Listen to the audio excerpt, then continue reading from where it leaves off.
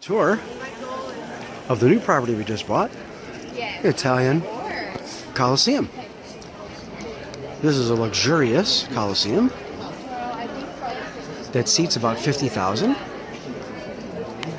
and has a basement. And if you look in the basement, this is where they used to store the animals and such. But we've got some green pasture down there where exotic grass and other things grow that were probably taken from the seeds of the various animals that came from different countries.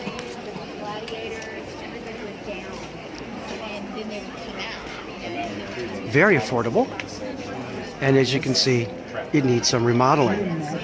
So you're not going to put lipstick in a pig on this one and be able to sell it for top dollar.